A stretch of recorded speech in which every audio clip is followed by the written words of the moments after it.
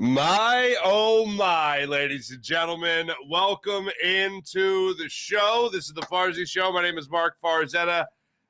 Absolutely incredible, magical, insane night in South Philadelphia at Citizens Bank Park. Michael Lorenzen throws a no-hitter in his second start with the Phillies in front of his mom, in front of his wife, his daughter, and a packed CBP. I can't get over the emotion. I can't get over the emotion of it. It's absolutely incredible. This guy wasn't even a Philly a week ago, and here he is with literally probably the two best starts of the season. Like Zach Wheeler took a no-hitter in the seventh inning, eighth inning. Aaron Nola took one in the eighth inning. Jonathan Sanchez had one for 5 innings. They had the bellyache, and they took him out. I'm still wrapping my head around how incredible last night was. And doing the post-game show last night on JAKIB Media, doing Fighting's post-game, it was like easy to ride that wave of emotion, and then it all hits you after the fact of like how great Michael Lorenzen pitched last night. Like obviously the no-hitter is incredible, but if you watch him throughout the game, there was just such a smooth delivery to his performance last night. And as I'm watching him, one thing really jumped out at me. He was having guys flail. Like they look lost whenever he threw the changeup.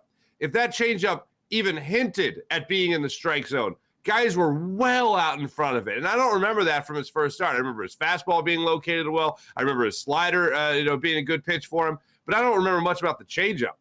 And sure enough, and we'll let you hear from him after the game if there's anything different he did in the start. The changeup, he changed his grip on the changeup. He said him and Caleb Cotham, the Phillies pitching coach, were working on a new grip from 2019, I think he said he had. And he went out there and he was throwing that today. That's what worked so well for him.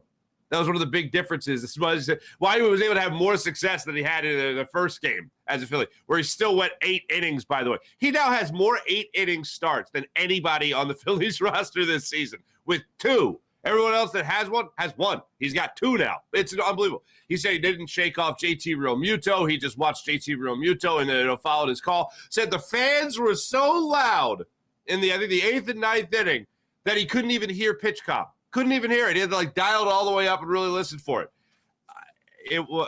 Everything about last night's game was magical. From the no-hitter to Nick Castellanos hitting his 200th home run, 2 home runs in the ballgame, number 199 and number 200 on his career. Oh, my goodness. Weston Wilson hitting a home run in his first major league at bat with his family on hand. His dad's getting all teary-eyed. It was beautiful. It was just incredible. If you were down there, you're one of the luckiest fans ever, man. If you were at Citizens Bank Park last night for that game, that was magic.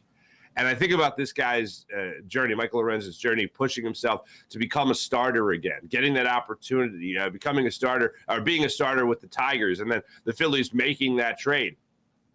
And bringing him in here to Philadelphia is exactly what they needed. They needed a guy that could get innings for him, good quality innings. And every team needs that. Every starting staff needs that. But I think this team in particular, with the amount of innings and pitches that Zach Wheeler and Aaron Nola logged last year, and that's not an excuse, it's just a reality, they needed somebody to come in here and be able to give them some rest. And Michael Lorenzen to come in here and give these guys 6 days between starts. And now what's going to amount for him to be 8 days between starts with days off, as Rob Thompson pointed out after the game, is something that this team is going to be forever grateful for, I think, because it's certainly going to help them with their playoff push.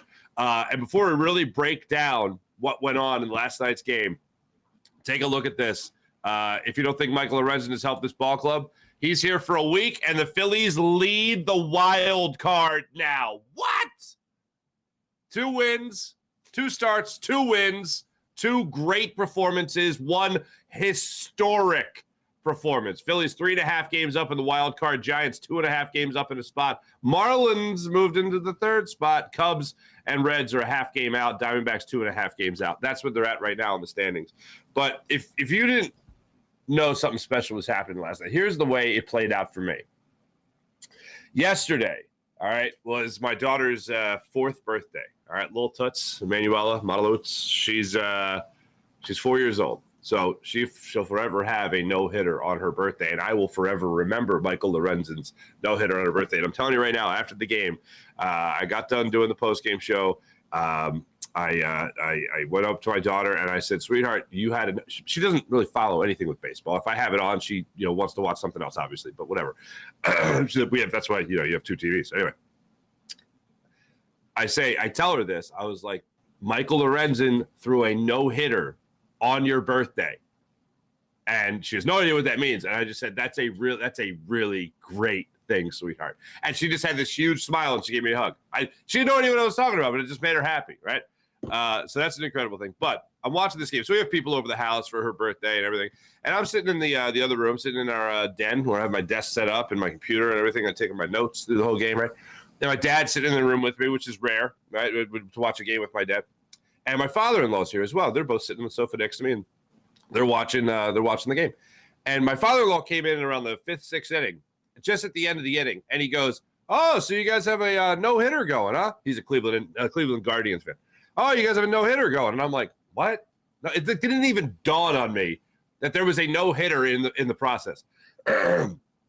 So I look and I'm like, "Oh my God, yeah, there's no hits, but he has walked 4, And I'm like, oh, I guess there is a no-hitter going. And at that point, Castellanos had already hit 2 home runs. Weston Wilson has already hit his first home run in his first major league bat. So offense for me was the lead story. And I'm like, oh, wow, how about this? Good for Michael Lorenzen. This is great. Oh, good for him, And I'm like, oh, it's only the 5th or 6th inning. Rob Thompson's going to pull him. I think going into that 7th inning, he had 74 pitches. And going into the 6th inning, he had 74 pitches. And I'm like, oh, he's not going to get a no-hitter. 74 pitches, 6th inning. He's going to get pulled in the 8th inning. Rob Thompson's not going to give him that opportunity. He might get that Christopher Sanchez bellyache and might have to go out of the game. Well, he didn't, and he's not Christopher Sanchez. If there was one guy to throw a no-hitter with 124 pitches like Michael Lorenzen on the Phillies staff, I would say it was Zach Wheeler, maybe? No. That Michael Lorenzen guy. Because he's built for distance, man. He is built for distance. I told you guys when he was first acquired by the Phillies, I was like, wait, hold on a second. Michael Lorenzen, why do I know him as a relief pitcher for the Cincinnati Reds. When his father died some years ago and he came back from the bereavement list, he hit a 3-run home run in that game, his first game back from mourning the loss of his father. I remember him as a relief pitcher with the crazy huge Popeye right arm and that little olive oil left arm. That's the way I remember the guy. The guy does, he does lift weights. He's a strong dude. He's a freak athlete. One of the first things Brandon Marsh said about him when they acquired him was, he's my old teammate with the Angels. He is really strong. I hope he hugs me and picks me up when I see him, So he's known for his strength. And then, wouldn't you know it, Rob Thompson, after the game, when he was addressing the media, talked about the conversation he had with Michael Lorenzen right before, I think it was the 7th inning. Well, here's Topper explaining how the conversation went to leave him in there for 124 pitches. After the 7th, I went down the tunnel and I asked him, how are you doing? And he said, because he was at 100 pitches after the 7th. And he said, I'm good. And I asked him, are you strong? And he said, I'm strong. I'm good. I said, all right, I'm giving you 20 pitches. And that's it. So I said, you better get quick outs. And he did. He said, I will. And he did. So it was great. Fantastic moment. Great game. Him and JT just linked up perfectly. It was just a great night. One of the things he said after his first start as a Philly, Michael Lorenzen said that he had done his homework on JT Realmuto, and he talked to guys around the league. He talked to his new teammates in Philadelphia, and they're like, "Oh no, JT knows what he's doing, so you might want to listen to him." And sure enough, he said after the game he didn't think he shook off JT Realmuto once in the game, and he said if he did, it was an accident. It was an accidental shake off. I don't know, but that conversation right there is where I think so much great baseball gets lost. And you know what? I understand and I appreciate and respect that Rob Thompson is thinking about the bigger picture in a lot of starts. I wish it was more than what we've experienced so far with the Phillies this year, but he's always thinking about health. And he's trying to think of the player's health and career. It's going to be an interesting situation that the Phillies have here. 124 pitches for a starting pitcher when it's like you rarely ever see him get to 100 these days.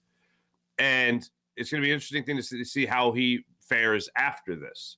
Rob Thompson, as I mentioned earlier, did say that there's going to be a long time in between starts for Michael Lorenzen. So he's going to go right into recovery. Okay. But if anybody on this staff, I think, can handle that workload, that pitch count, it's Michael Lorenzen. And he continued to say that he did feel strong. And if anybody feels strong, I think it's Michael Lorenzen that's going to feel strong. Absolutely fantastic moment.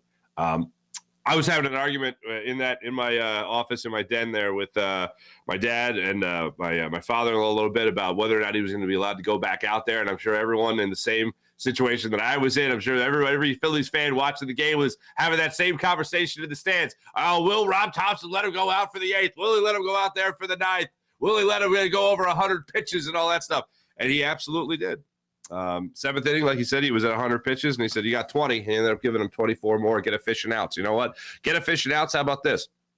He goes out there for the 7th inning. He faces Ruiz, gets him to ground out to first. Great play by Bryce Harper. It was a 2-pitch at bat, by the way. Ruiz hits a ground ball, a little bit of a bullet there to first base, and Bryce knocked it down, kept it in front of him, and was able to make the play there at first to Lorenzen for the 3-1 putout.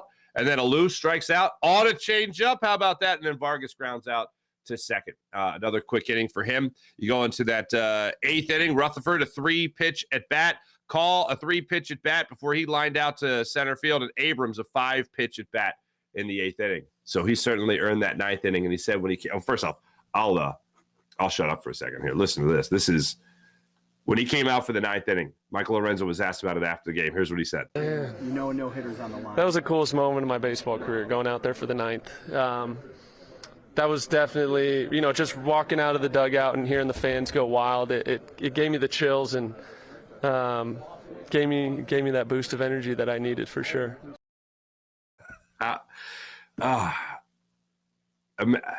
First off, sound courtesy NBC Sports Philadelphia. When he walked out of the dugout to go to the mound and you saw everybody stand up, I got chills. And him right there saying it was the coolest moment of his career, I think shortly followed by the next coolest moment of his career, is pretty insane.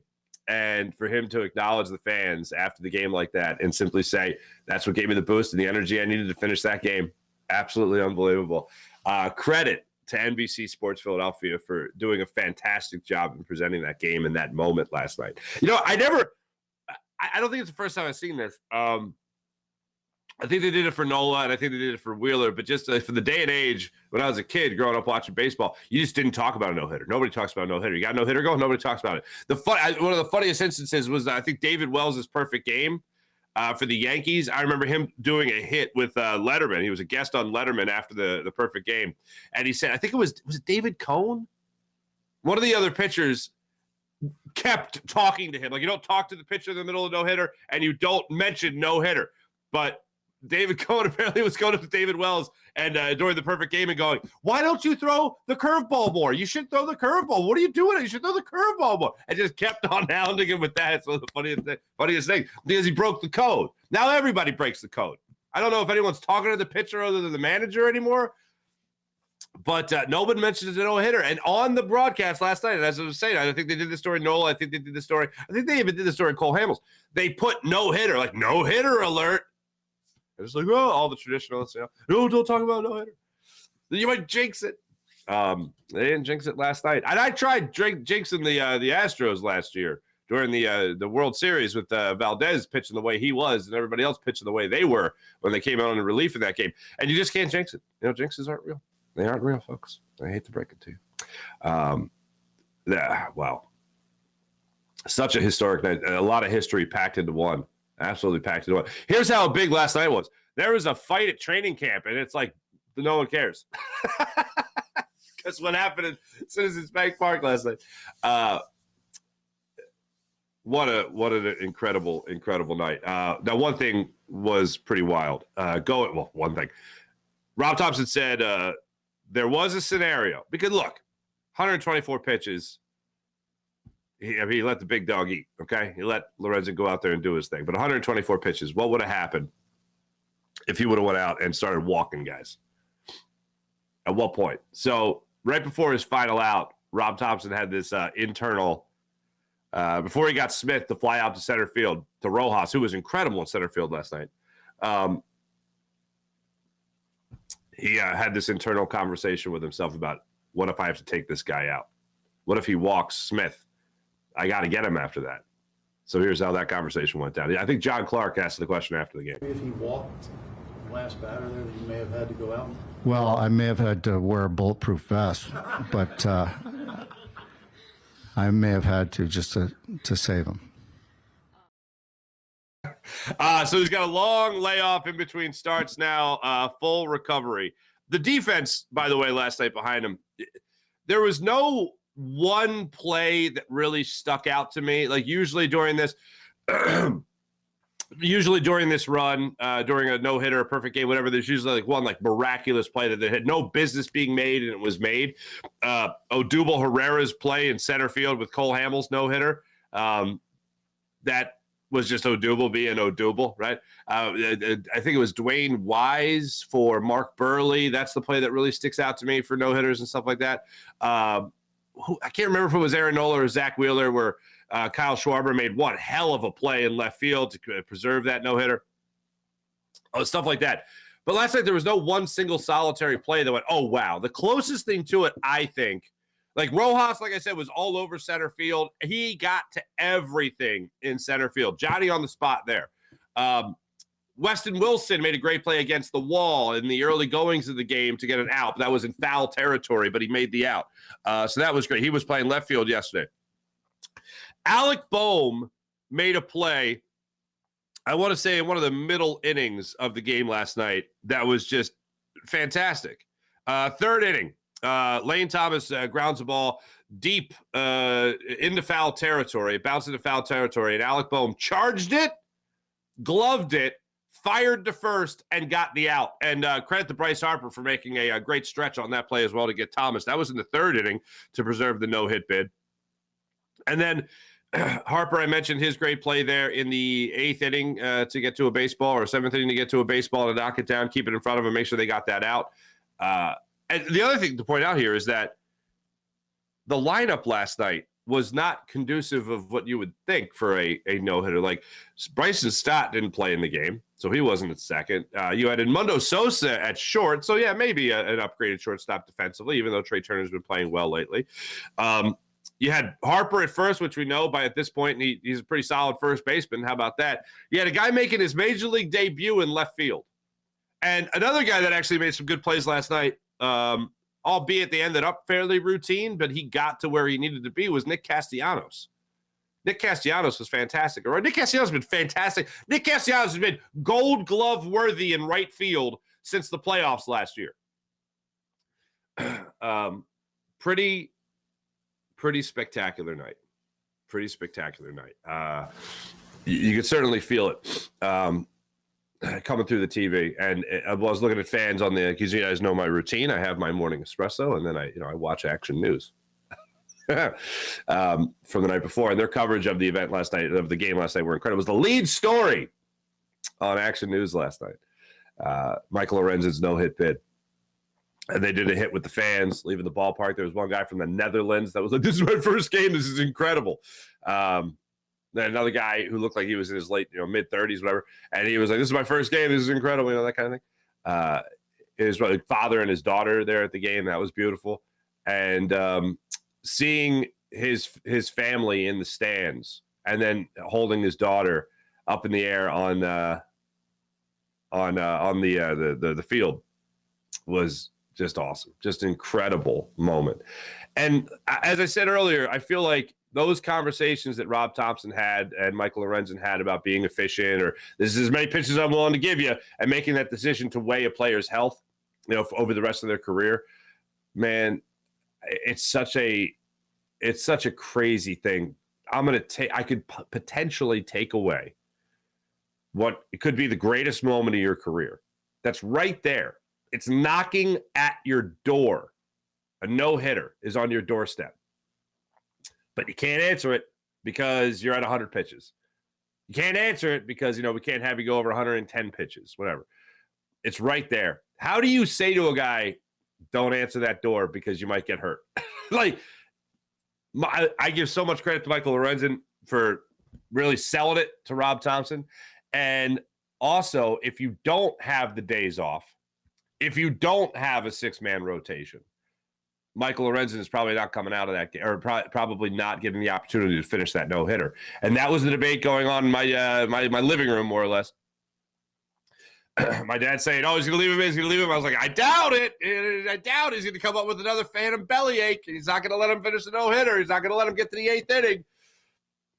But I was like, well, they got a 6-man rotation now. Michael Lorenzen's built for this. You let him go out there. And I remember looking at his pitch counts from the season when he went into the 8th inning for the Phillies against the Marlins earlier in the week, or last week, I should say. And Rob Thompson, most of his starts were in the 80 to 95 pitch range. The fact that he got to 100 against the Marlins, okay, good for him. It's great. He pitched 8 innings, got 100 pitches. That's great. And then to see him go out there for the 8th and 9th inning was pretty spectacular. Here's Michael Lorenzen overall on his no-no. Think about this. What are your emotions right now going through this? It's unbelievable, to be honest. I've always dreamt about being able to throw a no-hitter and having the opportunity. And, Skip gave me that opportunity to go 120-plus pitches. And, man, it was incredible. Hats off to JT for Game 2 and me, again, not shaking at all and just being on the same page. And I'm just blown away. What was keeping right? JT, to be honest. I didn't really have great stuff. My changeup, I will say we made an adjustment. Caleb helped me with the changeup. Showed me a grip from back in 19, and my grip for the past 2 years was different. I didn't realize it. So we went back to that grip, and the changeup played really well for me tonight. Boy, did it. I couldn't be happier for the guy. I couldn't be happier for him. I couldn't be happy for the Phillies. I couldn't be happier for the fans that were in attendance last night. Phillies fans everywhere. They got to watch that kind of night. As far as some other things from last night that really stuck out to me, one was Weston Wilson's home run. That was absolutely unreal to have that kind of moment. The guy, what did I say? He's got 25 home runs, 26 home runs with the Lehigh Valley Iron Pigs this year. Gets the opportunity to come up. I thought he'd make his debut in the doubleheader. He did not. Made his debut last night. Steps up to the plate and absolutely demolishes a baseball. It was no cheapie last night for Weston Wilson either. 429 feet to left center field to give the Phillies a 4-0 lead, a solo home run to lead off the second inning. He pounced on that pitch. And then, how about this? This guy goes up there later in the ballgame. He works the walk, worked 2 walks in the game, as a matter of fact. So they're already afraid of him. You know what I'm saying? They're already afraid of him. Looking at the 7th inning, he goes up there, he works the walk. Sosa goes up there, he takes second on a wild pitch. Then Sosa gets hit by a pitch. Rojas strikes out. Turner goes and grounds into the fielder's choice. And then Alec Boehm comes up with the RBI single to score Weston Wilson. It was a 7-0 ball game at that point. That's the way it would end.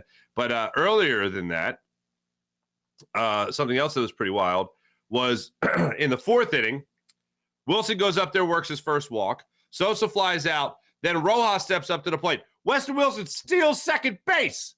He takes a base for himself, puts himself in scoring position, and then scores when Yohan Rojas hits that broken bat bloop single to shallow left field. And that made it a 6-0 game. Magic for Weston Wilson. And then Nick Castellanos. How about this? Nick Castellanos last night in his first 2 at-bats faced 2 pitches. Okay?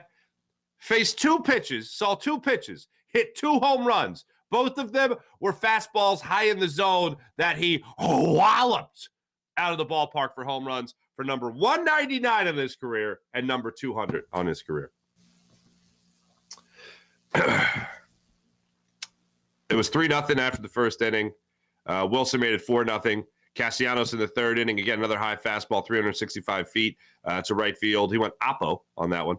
5-0 Phillies. They go 6-0 there in the fourth inning on the Yohan Rojas RBI bloop single, broken bat single, and then Alec Boehm tops it off with the RBI single in the seventh to make it a 7-0 game. Here's a sugar on top. Okay, here's a cherry on top of all this. Ready for this? Okay. Michael Lorenzen credits the fans for giving him that boost in the ninth inning. Coolest moment of his career until 3 outs from then, when he had the coolest moment of his career. And since the Philadelphia fans have given Trey Turner a standing ovation, since they welcomed him back from what may be rock bottom in that Marlins series and standing in his locker and saying that he cost the team a win and going into the batting cage until midnight, taking hacks, since he came back to South Philly and got those standing ovations, he's a .391 hitter. Philadelphia fans might have helped a no-hitter last night, and they might have turned around Trey Turner's season. Just say, best fans in the world, baby. Baby, just I think the evidence is there. I think the evidence is certainly there. Wow. Nothing short of wow. And by the way, the Braves did win last night. I'm seeing some people talk about the Braves in the comments there. Yeah, it's pretty remarkable to think about what was done. Can't get over it.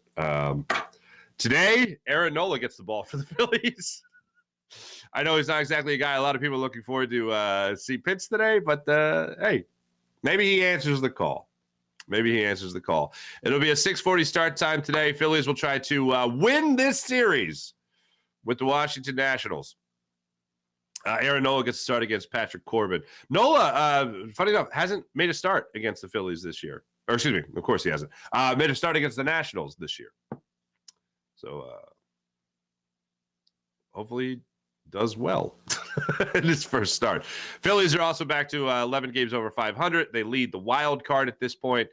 So they are sitting pretty right now, heading into the middle of August. So they got this series wrapped up today with the Nationals, 6:40 start time. Nola versus Patrick Corbin, the veteran lefty.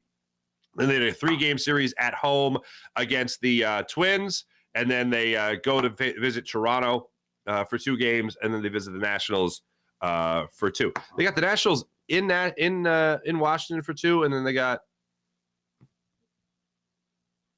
1 back in Philly. That's weird. That's got to be some makeup I'm forgetting. And then the Phillies bring in the San Francisco Giants, who, of course, they're neck and neck right now atop the wild card, with the Phillies having a little bit of an edge right there.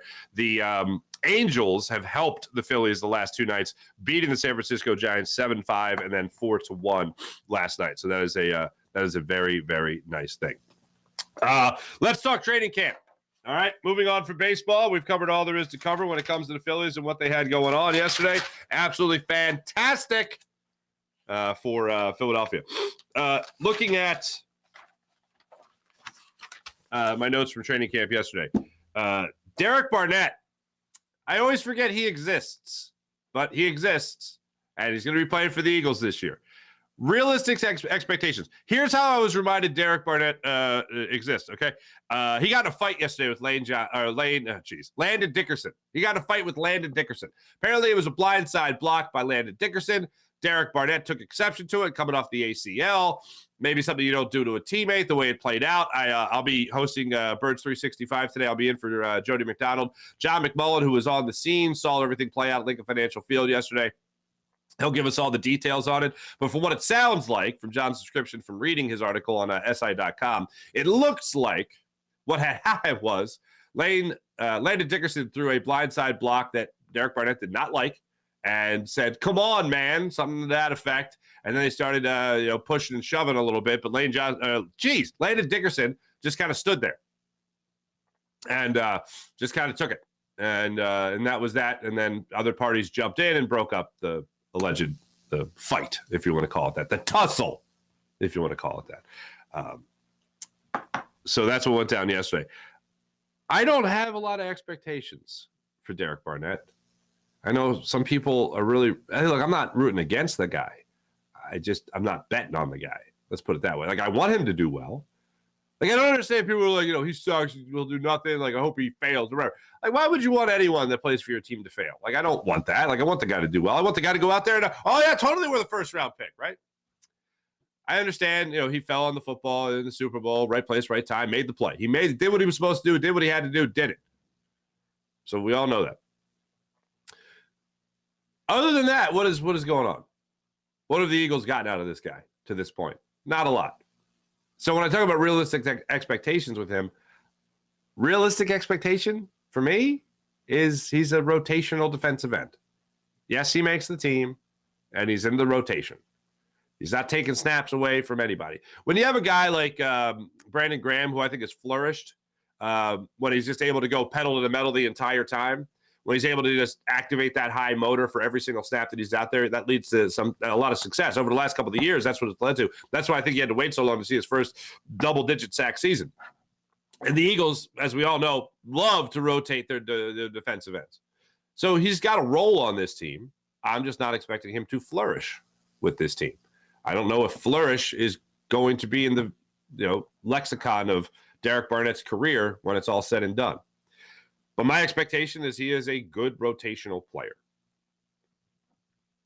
I hope he doesn't take a lot of offside calls. I hope he, nothing like that, illegal hits or whatever. I hope that's not part of the vernacular as his season goes on. But yeah, I was reminded, and I have to be reminded that he's still here after last year, only playing a handful of games because of the ACL, or week 1 with the ACL tear, I think it was early in the season. I know that, really early in the season. So I don't have a lot of expectations. Don't have a lot of expectations with Derek Barnett. Something else that I found fascinating. Miles Jack was considering going into trade school before he signed with the Eagles. He was like, maybe I'll be a plumber or an electrician. He said, during a zombie apocalypse, I want to know that I could build something. You want to have a skill that is, translate to survival. Hey, man, go live in the woods. Go watch that. What's his name? Bear Grylls, whatever his name is, right? That guy. See what he's got going on. But that was the option. I think about these guys like you guys know I'm a big Indiana Jones fan, right? So Harrison Ford's a carpenter. Like guys that are really famous for like being athletes or being actors, then they have these incredible like skills of doing other things. It's pretty remarkable. And Miles Jack apparently just wanted to do something that he could do to survive during a zombie apocalypse. All the Walking Dead fans, if you're still out there, I'm sure they loved every second of that. Plumber or electrician for Miles Jack. And then Howie Roseman called and said, come on down. Nakobe Dean, by the way, speaking of linebackers, Nakobe Dean, ladies and gentlemen, somehow magically was back in practice yesterday. Ain't that funny? He was back running around with the team there with that ankle injury, with the additions of Zach Cunningham and Miles Jack. Funny how that works, right? Miles Jack did get some more first-team reps. Nakobe Dean, of course, was getting first-team reps as well. And one thing that I found very surprising, and I'll pick John's brain about this later today, I saw John McMullen said yesterday after observing practice, if you had to pick from the stable of running backs, the running back by committee, who's the number one guy? It's not DeAndre Swift. It's Kenny Gainwell. This is not unlike the right guard position, because I feel like the right guard position is very similar to any battle in training camp that is pretty much already decided. But the coach isn't going to declare victory for a player before they've even played a preseason game. He's not even going to do it after they play one preseason game, maybe not even two preseason games. The coach isn't going to declare a winner until week 1 of the regular season. So Cam Jurgens is not going to be named the starting right guard of the Philadelphia Eagles until he has to be named the starting right guard of the Philadelphia Eagles. And Nick Sirianni said as much during his press conference on Sunday night before the open practice at Lincoln Financial Field. Well, why not just say that Cam Jurgens is your starting right guard? Well, because I don't have to. That's why. That's what he said. If you're a head coach, you want to make sure that these guys are battling through the very end. You're not just going to hand them something. So Cam Jurgens not being named the starting right guard is the same reason that Kenny Gainwell is not being named, RB1 to this point. Now, maybe when the official depth chart comes out, it'll be a little bit different, but you don't have to really name the guy until you start in the season. Why would you want anybody else in that running back room, whether it's Trey Sermon, whether it's Boston Scott, whether it's DeAndre Swift, whether it's Rashad Penny? Why would you want them thinking, oh, why do you even got to compete anymore? It's hurting this guy's won the job. First off, the running back room, I think, is so close in terms of talent and what they could do for this team, and the skill sets are so different that they could be running back one for an entire drive. And then, oh, all right, let's change it up. All right, let's get we had Rashad Penny in there. All right, hey, let's make sure we keep him healthy. That was a great job. All right, DeAndre Swift, get in there. All right, Kenny Gainwell, get in there. Oh, it's Giants week. Boston Scott, go trample the Giants. Stomp all over them. It's going to change up through the entire season. But the fact that there is one guy that seems to be getting more touches than anybody, in fact, there seems to be one guy that is getting those first down reps more so than anybody, those first team reps more so than anybody, it's Kenny Gainwell. I find that to be very interesting. I do think it's going to be, for the most part, situational. I do think, for the most part, it's going to be running back by committee.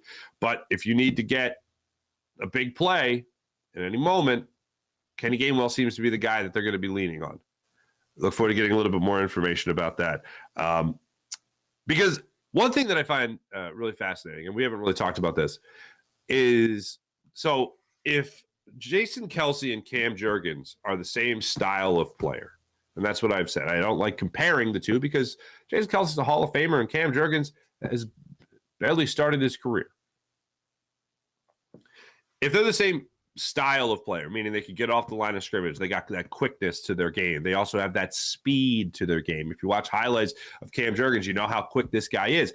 And you also add in the factor that the idea that Jason Kelce helped scout Cam Jurgens. And in more or less words, it's like, this guy reminds me of me, so bring him here, you know? Just imagine for a second here that you have not just one, but two Jason Kelces busting off the line of scrimmage to get downfield to make blocks on a screen. Just imagine that for a second. And I know I'm the guy that's very skeptical about the screen game. I think the Eagles the last couple of years have hinted at bringing it back, and then we've gotten excited that we're going to see a 63-yard screen catch by Kenny Gainwell and take it to the house against Washington like we used to see all the time with Brian Westbrook. I've tried to temper my expectations to that. But having this offensive line assembled the way it is, with Cam Jurgens being at the right guard spot, that makes me think that the screen game could be part of this offense the way it used to be. Because why wouldn't you want to use that? Can you imagine Jason Kelce and Cam Jurgens pulling off the line of scrimmage, running to their left, and then sprinting downfield to block for Kenny Gainwell, DeAndre Swift, Rashad Penny, Boston Scott, whoever, Trey Sermon, whatever. Can you imagine that? That's pretty dangerous. That sounds pretty dangerous for any defense.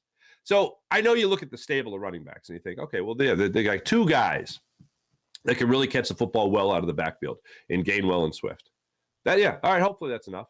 Well, how about this? What if I add the wrinkle of Cam Jurgens and Jason Kelce running off the line of scrimmage?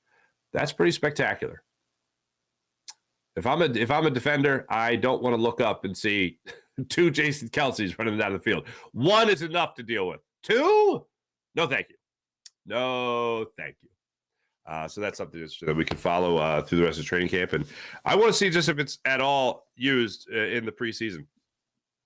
Because you're going to see Cam Jurgens a little bit. You're going to see him get his feet wet at the right guard spot. You're going to see Tyler Steen, of course, play the right guard spot as well in the first preseason game. You won't see Kobe Dean.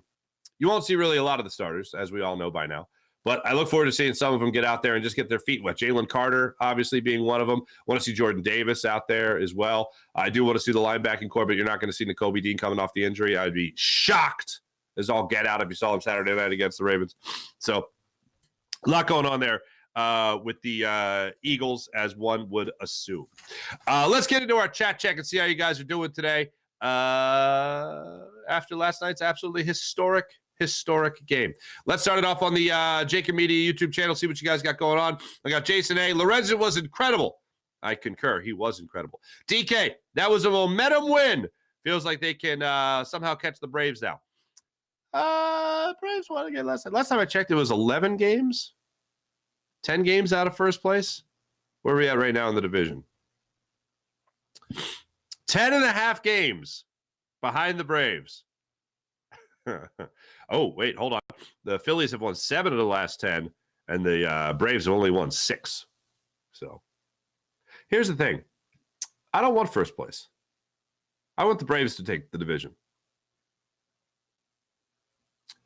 It makes it so much better and sweeter when they choke in the playoffs, when they win yet another division. It makes it so much better and sweeter when they're like the best team in baseball, one of the best teams in baseball throughout the season, and then they choke in the playoffs. It's just something, there's a sweetness to it. It's so beautiful like that. Let the Braves have the division and then kick the rest of the playoffs. That seems to be more fun. That seems to be a better way to go about it, I guess. Where was I? Here I am. Yes, this is it. Philly born and raised. What's going on? Giants lost. Yes, the San Francisco Giants lost. Feeling like Jason 18. What's up? Feeling really, really good about the Phillies this year. Last year in the World Series, our pitching was the issue. I agree. Except for that time the Phillies got no hit. That sucked. Couldn't keep up with the Houston Astros pitching. No, you couldn't. It was really rough. Wheeler blew a lead, obviously. Nola blew a lead a couple of times. Man, that game 5. Was it game 5? Yeah. Game 4. It felt like the Phillies were going to win when they were just going bananas. And Bryce Harper hit that home run, and I think Rhys Hoskins hit a home run. That was absolutely insane. Oh, God. All right, on the Farzy Show page now, what's going on, guys? Nice to see you. What do you guys have going on today? Everybody's excited about the no-hitter, obviously. Sean Kilray, good morning. How about Mike Lorenzen picking up a second pitcher, 125 years, to pitch a no-hitter at home? Wait, what? Wow. Now, hold on a minute. How about Mike Lorenzen becoming the second pitcher in 125 years to pitch a no-hitter at home? Really? I thought Dallas Keuchel was home. David Wells, I mentioned, was home. David Cohn was home. Hamels was on the road. Roy Halladay's was on the road. Those are the playoffs. So I don't even know if they count those. Roy Halladay's no-hitter in the playoffs was at home. Huh. I gotta look that up. Sean Kilrain, I love that Rojas having a catching clinic in center field. Looks so smooth, too. He is, man, this is a true story. Watching the game 2 nights ago, the first game of the doubleheader where we made that slammed in the angled wall in center field. And I'm watching him out there in the field, and it does look effortless. And whenever I see an outfielder that makes things look so effortless, I think of Bobby Abreu. All right, because Bobby Abreu was a pretty good right fielder. He actually won a Gold Glove somehow. But I don't think they still have this, but ESPN used to keep something called a zone rating, which was basically an arbitrary way to see if guys were getting the baseballs that they should catch. And, of course, Bobby Abreu wouldn't slam into the wall to make a catch. He was afraid of the wall, right? So I'm watching Rojas. And if he had a zone rating, it would be like 100 because he gets to everything. And I'm watching him in center field, and he kind of does that gallop, that like prance to get to a baseball where you're like, is he hustling? Can he see the baseball? And then he'll just kind of, he's like a receiver in football where he has late hands when he catches the baseball, and he flips the glove out and makes the catch. So I'm like, this guy's kind of reminded me of Bobby Abreu. Like, he's almost too chill when he's fielding a fly ball. I'm like, kind of Bobby Abreu. Very next pitch that I have that thought, there's that long fly ball hit the deep center field. He rises up, leaps in the air, crashes into the wall, and makes the catch. And I'm like, definitely not Bobby Abreu. Not Bobby Abreu even a little bit. By the way, it is a bad rep for Bobby Abreu. He was a pretty damn good hitter. Got booed in his return to Philadelphia. Anyway, April. Good morning, April. First time the Nats had been no hit. Really? They suck most of the time. That's amazing. That's the first time they're no hit. Well, all their good players are elsewhere now, except for that Lane Thomas character. Sean Kilrain, 100%. What a game. Sean Gillespie, what's going on? April. My friend was there last night because she got tickets as a makeup from the game with the crazy long rain delay. So jealous. Wow, that is a hell of a deal. Got to imagine she wasn't the only one. April, happy birthday, little toots. Yeah, she had herself a great day, man. I mean, aside from her birthday now being a no-hitter day in Phillies history, which is pretty awesome. You know what we did yesterday? Because she loves animals, we took her to a petting zoo. We took her to a really nice, I don't know, hold on. I don't think it's a petting zoo. It's a pet sanctuary, okay? Farm animal sanctuary, and she got to hang out with goats. And I'm not talking about Jalen Hurts. She talked about, or Michael Lorenzen yesterday. So yesterday, she was holding goats, baby goats, right? I don't know what you call them. Calves? I don't know. Baby goat? I don't know. And she's holding the baby goat. She's petting the baby goat, and they start trying to eat her shirt. I'm not even kidding. It was hilarious. And then a camel. There's a camel. I don't think I've ever seen a live camel. I've never seen a camel live and in person. And the camel was just chilling, just hanging out. That was my day yesterday. Oh, then I watched the no-hitter. That's very nice, April. Thank you. I'll wish her a happy birthday from you. She knows you, of course. She said hello to you on the show before. I want to know, Fuji, who was working the game. Oh, was Fuji working the game last night, Sean? Was he working security? Phillies fans have had some great press this week. Oh, they certainly have. The birthday thing was fine. That's very nice. Thank you, Sean. Thank you, Sean Kilrain. Sean Gillespie, if Topper had pulled Lorenzen. Look, I told you guys Christopher Sanchez during the tummy ache game. 5 innings, no hit performance. He had a good amount of pitches. He had allowed 5 base runners, hit 3 guys, walked 2. He wasn't getting a no hitter, and Rob Thompson said as much after the game. Like, look, he wasn't getting a no hitter. He wasn't pitching well. So he wasn't going to last to pitch a no-hitter anyway, maybe a combined no-hitter. But I said during that fiasco, this is the way baseball is. I was telling my dad last night during the game, I was like, Dad, this is what they do in baseball right now. I don't like it, but this is what they do. They're going to pull him. They're not going to pull him. They can't pull him. I'm like, oh, they're probably going to pull him. And Pops was right. Give credit to Joe. Lorenzen is going to be rocking red, white, and blue Van cleats. You watch, Farzy. Gotta love that he's wearing Vans that are skating kicks. Love it. Apparently, they're going to the Hall of Fame. Them Vans spikes, they are pretty awesome. I must admit, I'm not a Vans guy, but I respect the Vans game. And that's exactly it, Sean. I can't wear. I was never a skater. I got no sense of balance. So I can't stand on a skateboard, let alone try to actually ride a skateboard, right? So, like, I can't wear Vans, man. I feel like the word they used in my day was poser. You're a poser, right? These baseball analytics, yeah. It's me, Sanchez. Happy birthday, Little Toots. Michael Lorenzen, Weston Wilson, officially Phillies legends, fitting during Wall of Fame week. Oh, there you go. Sean Kilrain, wild Weston Wilson performance was awesome. First home run, stolen base. Kid got to go. Got to do big things. Let's go.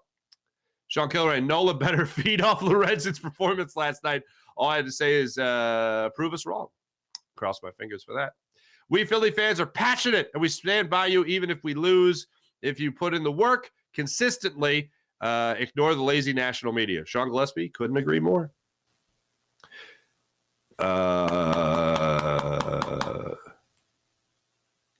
Sean Kilrain, they will definitely be doing screens. Look at the talent from the running backs and the wideouts. You know, the bubble screens. I'm not even talking about the bubble screens, but I hear what you're saying. I actually hope they get away from the bubble screens. Like, I would rather, unless you're going to put like DeAndre Swift in there as a wideout, which Nick Sirianni kind of hinted at last week when he talked about DeAndre Swift having wide receiver hands, not running back hands. Found that to be interesting. Philly Ready Poppy, what's going on? Ding, ding, ding, ring the bell. Red October. Sean Kilrain, it's the Elmwood Zoo, Farzy. It was not the Elmwood Zoo. When my wife said that she booked the sanctuary, right? She was like, "Oh, it's the thing. It's not far from us." And I was like, "Oh, the Elmwood Zoo," and she's like, "Oh no, it's not the Elmwood Zoo.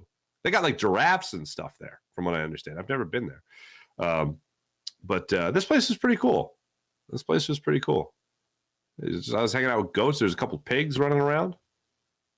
I mentioned the camels. There's some chickens, some roosters. There was a cow. They had a cow just hanging out. That was my day. What a day. Where is it? Oh, April. If she likes cats, there's a cat cafe in Doylestown now. You should take her. I'm good.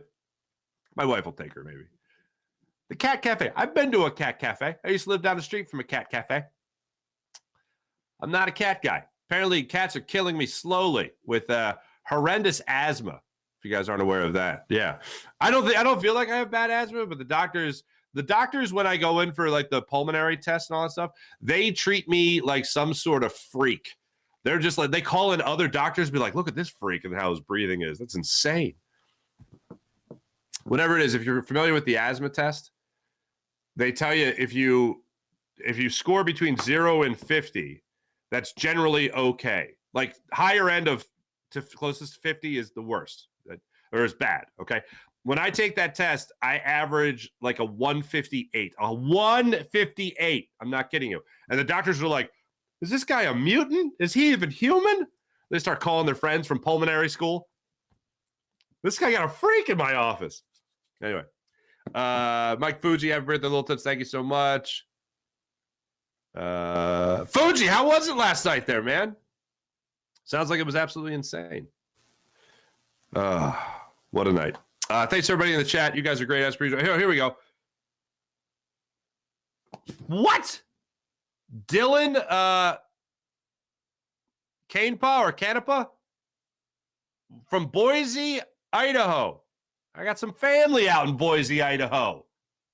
Nice to see you. Baby goat is a kid. It's a kid. A baby goat is a kid. Thank you, MTG Diagnosis.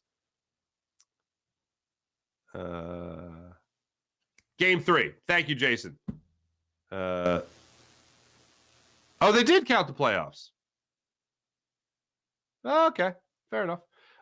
Thanks, everybody in the chat. You guys are great, as per usual.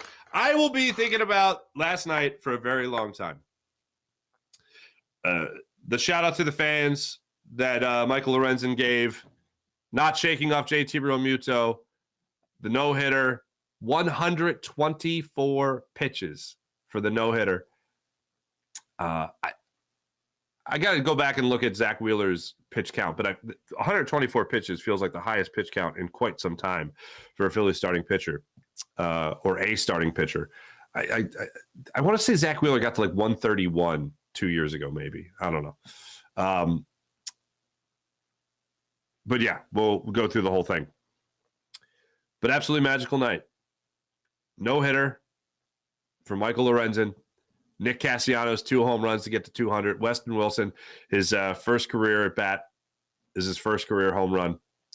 And the Phillies fans just coming out, man. Just absolutely partying. What a day. What a day. Thanks for watching. Thanks for listening. You guys are great as per usual. Jim Heidenpru's program did a wonderful job as per usual. I'll be back with you guys coming up in a little less than an hour. I'll be on with Birds 365 on the JAKIB Media YouTube channel. I'll be hanging out with my man John McMullen for the first half hour. Then Bill Colarulo will be on the show as well for the next 90 minutes. So the last 90 minutes of that show. We'll also welcome at 9:20 Mike Gill of the ESPN 97.3 of South Jersey. He'll be on to talk Birds with us as well. Then tonight, I'll be back with you guys for another Fightin's post-game show on the JAKIB Media YouTube channel as well. Thanks, everybody. You guys are fantastic. My name is Mark Farzetta. This is the Farzy Show. Make sure you like, subscribe, and all that fun stuff. Be back with you guys in just a little bit. See ya.